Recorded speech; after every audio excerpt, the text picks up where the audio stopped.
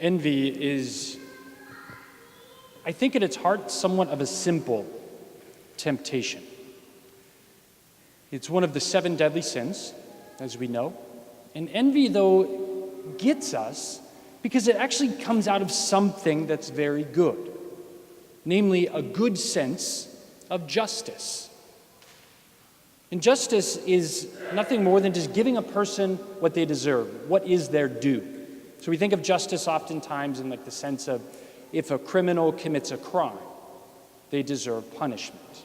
And so we have recourse to our legal system to see that that punishment is exacted in a just and fair way. Or, on the other end, as we all do, we are workers, and justice bids that a worker is owed something for their time and for their work.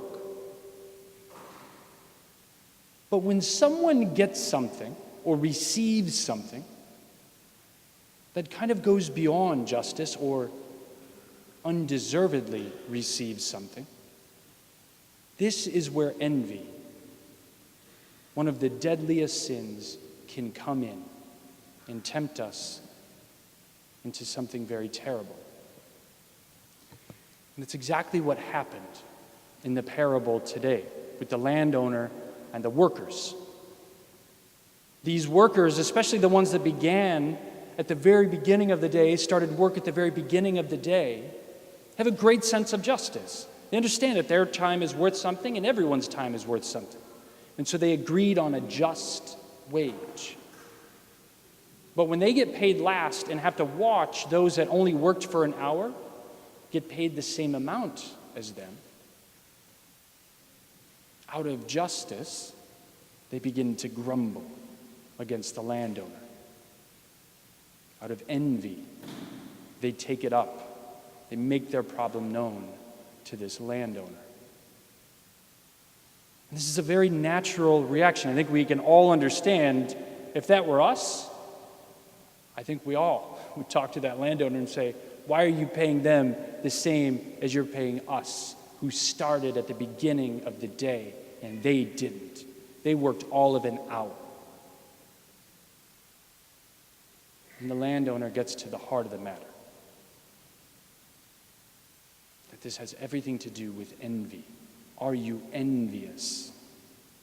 Because I am generous, is what the landowner questions. Are you envious because I am generous? Guys, our God is certainly an all-just God. He gives everyone their due. He gives us all what we deserve. And be careful when you ask what we deserve, because what we deserve is not always a very good thing. It goes more on that punishment and legal side of things. But He goes beyond justice, our God. He goes beyond justice. He is more than just, He is generous. And to many, He is generous with. Our reaction, the temptation will always be envy, because we have a good sense of justice. And that's good. It's good that we understand justice and have a good sense of it. But it's important that we not let Satan take advantage of that good sense of justice and tempt us into sin, the sin of envy. And when that temptation arises, we remember this gospel and we turn it into an occasion to give thanks. We don't need to be jealous of someone who is better than us, smarter than us, has a better family than us, has a better life than us, more money than us. Whatever it might be that causes our envy, causes our jealousy. Whatever we witness of someone having more than us that is undeserved,